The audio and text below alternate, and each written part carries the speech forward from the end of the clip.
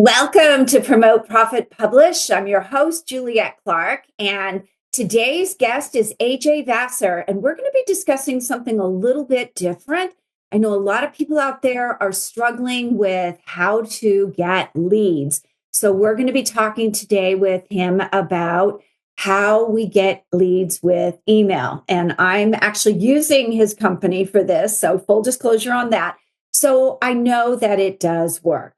So before we get started, I want to remind you this coming Friday at 9 a.m. Mountain Time, Jared Rosen from DreamSculpt will be talking to us about magic marketing with video book trailers. So for all of you out there, if you're struggling, you need a book trailer. And so this is a great way to start getting pre-promotion out there. It's evergreen. You can use it forever. So if you want to get on board and hear all about this, I encourage you to go over to bamagtraining.com. Get yourself registered, bamagtraining.com. So AJ Vassar is an international speaker, transformational hacker. We're going to talk about that, and trainer. AJ speaks from experience when he talks on the stage. He has used mental hacking techniques to go from being homeless and sleeping in his car for 3 months to giving 6 cars away to people who were less fortunate over a 2-year period. He captivates audience with his simple to understand mental hacks to transform nearly any situation in your life. His studies in neuroscience, quantum physics, and epigenetics, as well as humor, have enabled him to not only connect and deliver powerful speeches, but to actually do improvement in terms of your audience. So, why is this so important? I love that he uses these mental hacks to write the emails that we're going to talk about, because this is so important that you reach out and grab that emotional connection. So stay tuned for AJ.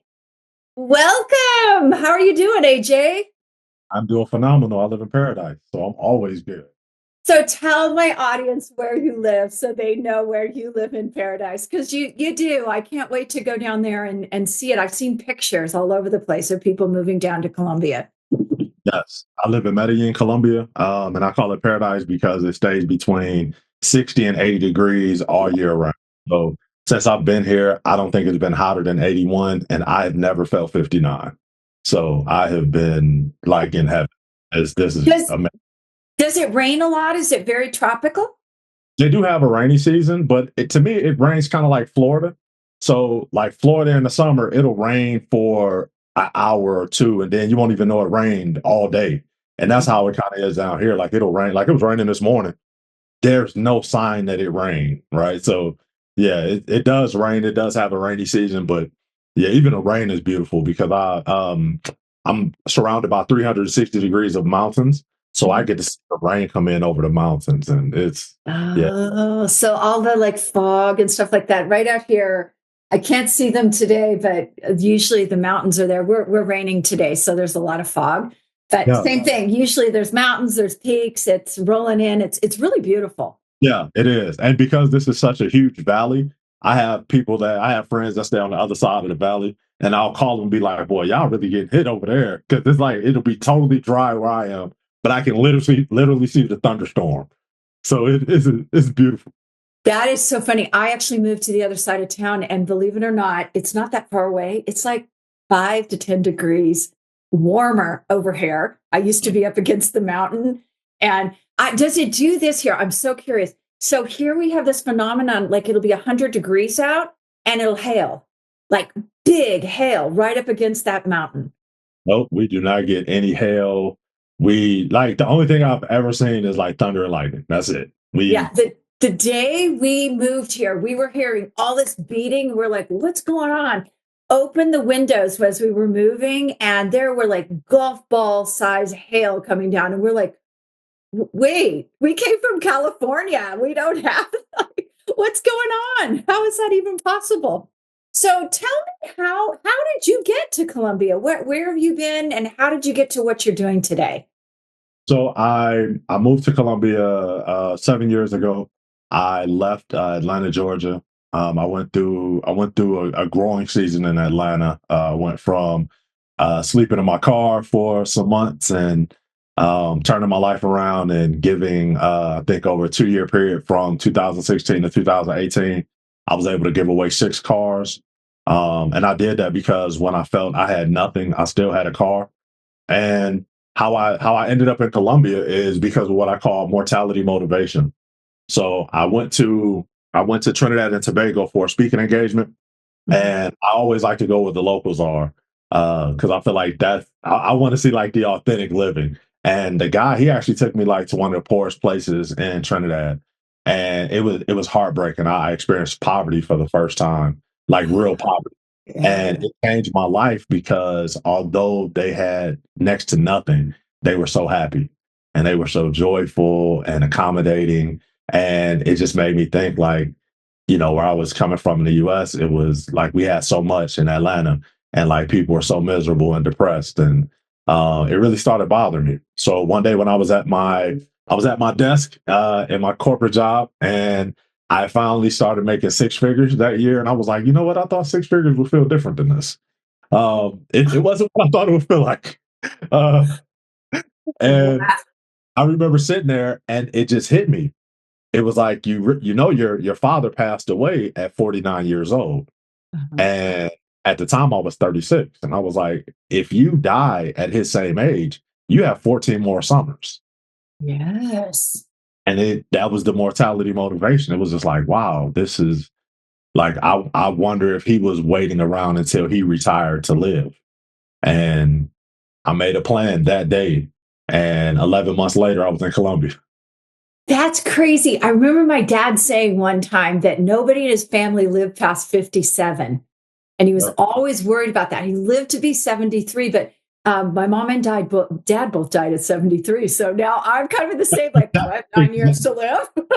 Exactly, exactly. But it's real. Like once your parents leave at that age, it makes you really focus on that age. So, when I was younger, I was like 49 seems old. But at 36, I'm like 49 is young. Like, It is. It definitely is. And yeah, I wonder about the health because both of their parents, well, not their parents, my dad's mom lived to be in almost 80. So, it just, you just never know. You have to always have that mortality yeah. mentality on it. So now you're in Colombia. What are you doing there? Because I know you're going to be helping me with some email targeting. So can you talk a little bit about that? How did you get in that? How did you figure that all out? Besides all of that Russell Brunson behind you.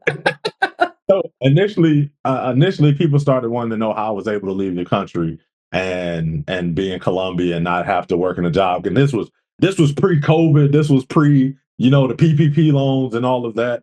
So Mhm. I was like, well, I started creating digital assets, right? So I started creating courses and different things like that I would sell to people. Um, and I thought I was going to be doing that for forever, right? But what I started realizing was that everybody that I would work with to help them, it would always go back to the essential thing. Okay, I have this created, but now I don't have any leads to sell. Right. And Yep. so I think business is all about solving problems, right? So once I see that everybody is having the same dilemma, then it's just like, how can I fix that? So really, I created what I call the lead gen ATM, and I think all of us are trying to get money from our clients, which is good. That's the M on the ATM. But first, we have to earn their attention, Mhm. and then we have to earn their time, and then we earn their money, right? Money is just a byproduct of us earning their attention and time. So I just started getting really good at figuring out how to get their attention, right? How could I earn their time? And once I was able to do that for myself, I started doing it for others. And then it just became a situation of, oh, this is working. Let's keep doing it. Yeah, I love that. Sometimes the self taught stuff and just figuring it out. Did you get frustrated along the way? Because I always get like the tech and all that. I get super frustrated. I get very frustrated. I'm not a tech person at all. So a lot of this stuff was hard for me. So I I remember watching a YouTube video when I was figuring out how to do funnels. And it was like, I'll create a funnel in 15 minutes. And I went along and did everything they did. And it took me 2.5 hours. And I'm like, yo, like, how did that 15-minute video take me 2.5 hours? But Right. um, yeah, it was cool learning it. But that's the thing. Once you learned it, you learned it, Yes. right? So I'm willing to put the time in, and no matter how frustrated I get, it's like I know on the other side, there's going to be wins. And so for me, it's just, hey, once I figure out a solution, Mhm. then I know I can help people. So going through a funnel, I think a lot of times people don't understand. Like they'll say, people bring them to me occasionally and they'll say, this isn't working. Somebody designed this for me and it isn't working. And they want to throw the baby out with the bathwater. So do you do that a lot where you go through and kind of reverse engineer the funnel and figure out what the problem is? Always, always. I think one of our problems is actually calling it fun. I actually think that's part of the problem. I think language matters a lot. And Hmm. I think if we didn't, when we think about a funnel, we think you come in here and then we're going to get you down to where you come out and I'm going to get some salespeople. And I think we need to look at it more as our client journey. So Yes. instead of a funnel, it's just their journey. And some people, it's like any journey. If you were coming to Colombia, you may stay in Colombia for 3 days, 3 months, 3 years, right? And then you go somewhere else. But you have to know how to guide them at each part of the journey to where they're getting value. You're helping them solve a problem. And then you're moving them on once the problem is solved. So for me, a lot of times when I'm working with clients, and this will be something good for your audits, I always think of things from a problem solution sequence. Hmm. Okay. So for every problem that I solve, I know that I'm creating 3 to 5 other problems by solving that. I never thought of it that way. Yeah, you are, aren't you? Yeah. Yeah. So that's why and if you understand it about your business, business becomes a lot more easy and you understand what to give away at each point to solve problems because it's not a problem. So for me, a lot of times I'll give away 100 leads. Hey, here's 100 leads. And people are like, well, why would you give away 100 leads? Right.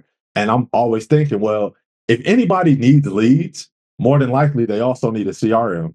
They also need the email strategy behind it. They also need the nurturing campaign. They also probably need to know how to sell. They need to know how to capture attention and they need to know how to capture their time. So from that problem, there are 6 problems I can solve. Yeah. Yeah. That is interesting because the other thing that I find with the funnels a lot is that if your avatar isn't really refined, and I think that's one thing that people don't really get it down finite, that funnel is probably not going to work as well either. So, like they don't do their market research, they can't build their avatar in a way that connects. How do you solve that problem for them? Because I would imagine you take their input, you take their, their product, whatever they're doing. How do you know how to connect it in a way that's more meaningful than maybe a shoddy avatar given to you? So I asked them about their market research, right? And I, most of us as small businesses aren't doing market research like we should. Mhm. Mhm. So I try to do market research almost every day with people. So, and I do that based on trends that I see for people that had successful businesses before the internet, right? So pre-internet. And Mhm. one of the best ones to look at are insurance companies, right? Oh, Because insurance companies were billion-dollar businesses way before the internet. And how did they do it? So I started modeling. One of my friends used to work for Northwestern Mutual, and I just modeled what they did. They used to do surveys.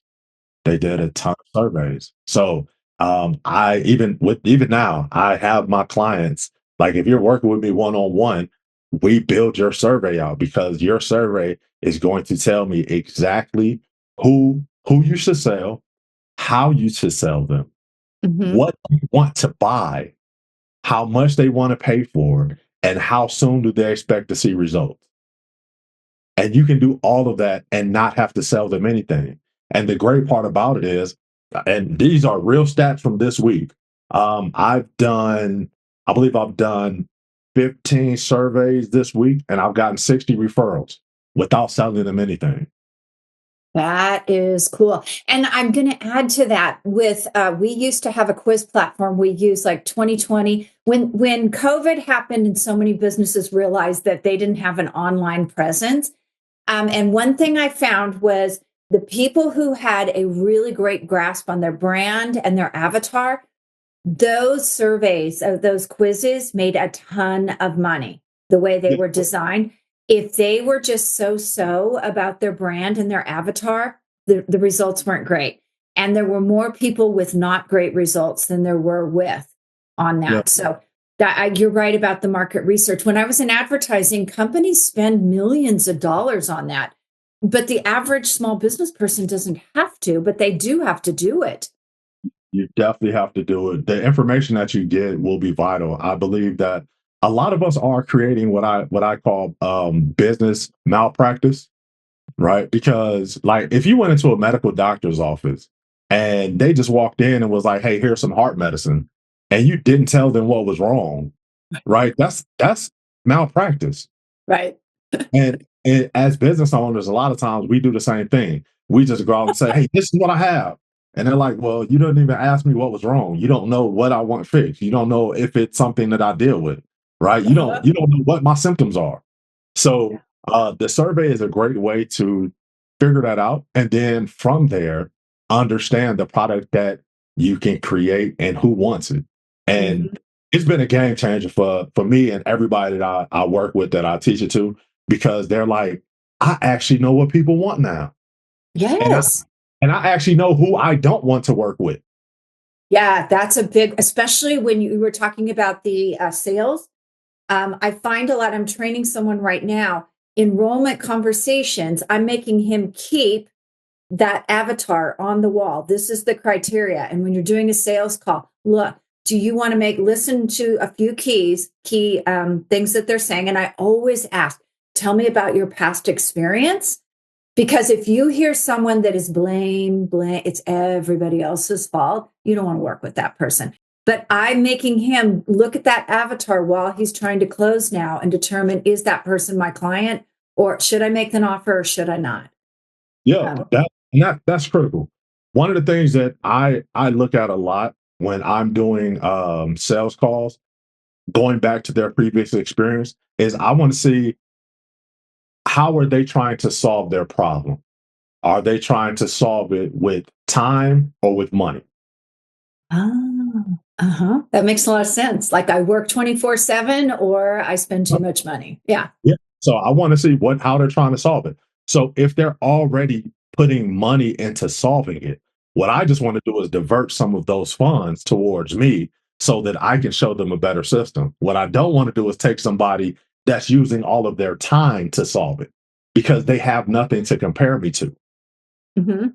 So no matter what results I get, they'll always think, is this worth it? Because they don't know. So I'm always like, it's some once you start doing surveys and you understand how to do them and what to look for, it makes the conversations that you have it, totally worth it. It's like I know exactly who I want. I look at myself as almost a piece in a puzzle, Mhm. right?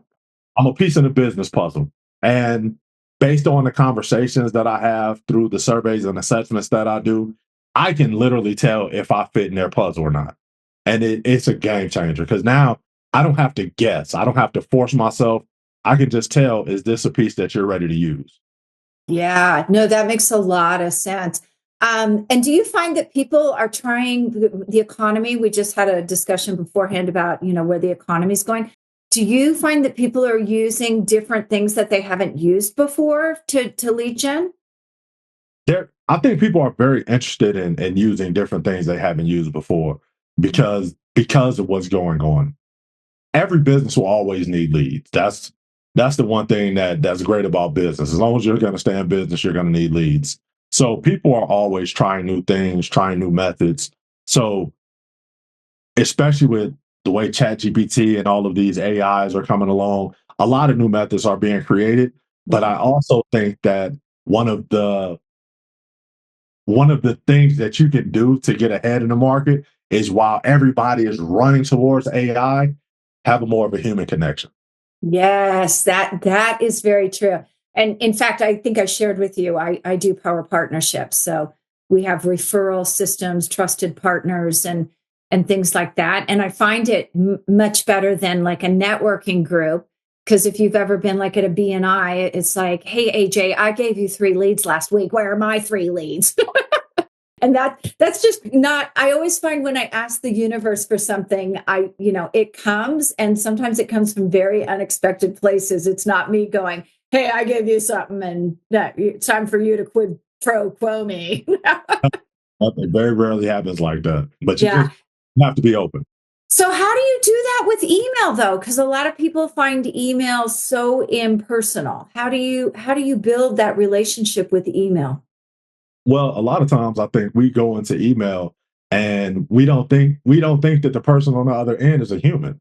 Like we're writing the email and we're not writing it like they're human. So I would always it's me and my friend Ron talk about this all the time, right? Email marketing is just like dating. So Oh God, am I going to fail?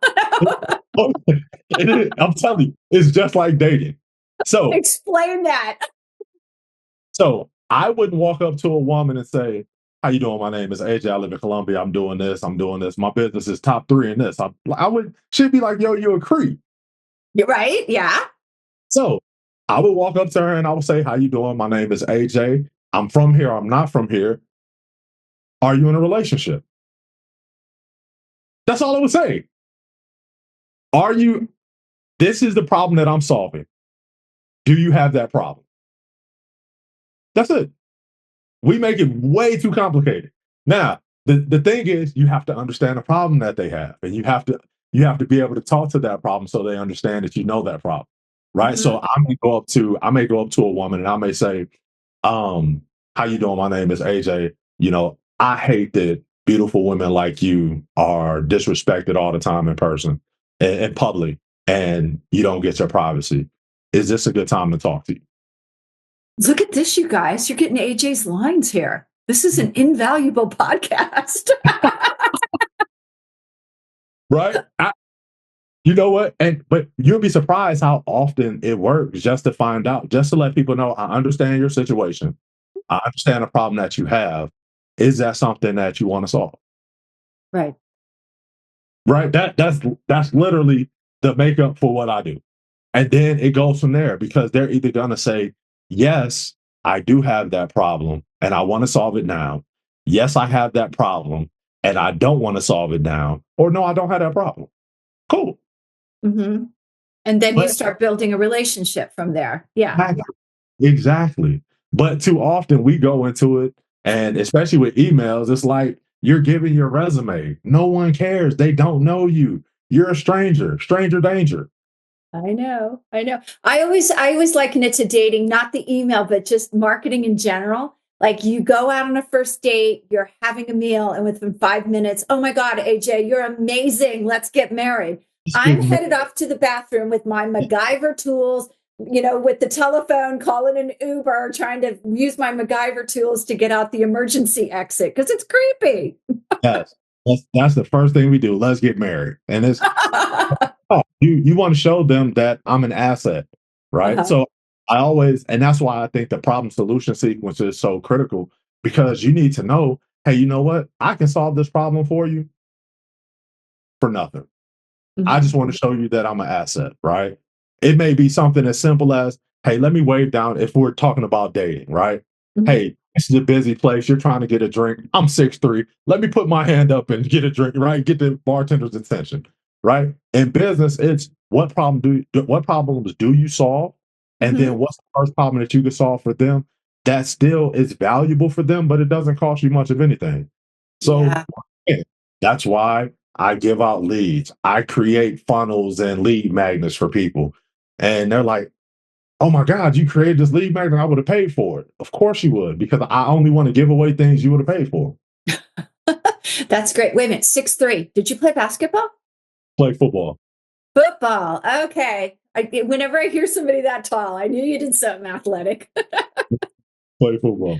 So, AJ, where can we find you if we want to talk to you more? If we want to build a relationship with you, where do we find you so we don't meet you in a restaurant and get creeped out?